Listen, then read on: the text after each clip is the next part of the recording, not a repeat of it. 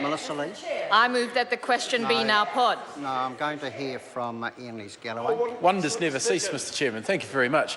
I would like to speak to the title of this bill, and I've tried to find the direct quote, but I couldn't find it. But Sir Geoffrey Palmer once said something along the lines of titles of bills should be succinct and as clearly as possible articulate what the bill does.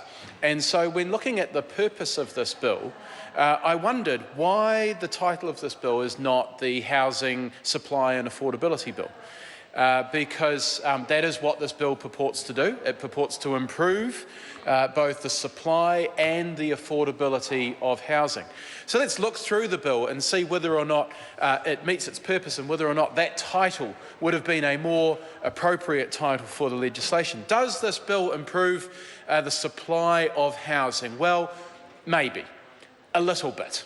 Not a lot, but a little bit. But by extending the provision of special housing areas and having the fast-track provisions that go with special housing areas, perhaps there will be some improvement in the supply of housing. Not all of that housing will be affordable. In fact, there's very little provision to make sure that the housing is affordable. There's nothing to stop houses in special housing areas being flicked on by the purchase of those houses after 2 years for untaxed capital gain. So that makes no difference to the affordability of housing. But nevertheless, special housing areas, the period in which they can be created is extended by this legislation. There may be some insignificant but nevertheless noticeable change to the supply of housing. Not nearly enough to actually deal with the housing crisis, but nevertheless a change to supply. So the next question is, well, does the legislation deal with the affordability of housing? Now, there's nothing in the legislation as it is now gone through all the various parts, the debate that we've had, the parts 1 and 2 that remain intact in the legislation. There's nothing in those that actually changes the affordability of housing. The minuscule changes to supply that are allowed for in Part 1 of the legislation will have no impact on affordability at all, and Part 2 has nothing to do with the affordability of housing whatsoever. Now, what would have had an impact on the affordability of housing were the various other parts that we have debated over the last day and a half. The Part 3 that was proposed that would have introduced essentially Labor's Kiwi Build policy to build 10,000 homes a year, 10,000 affordable homes, and to put some parameters around what affordable homes look like.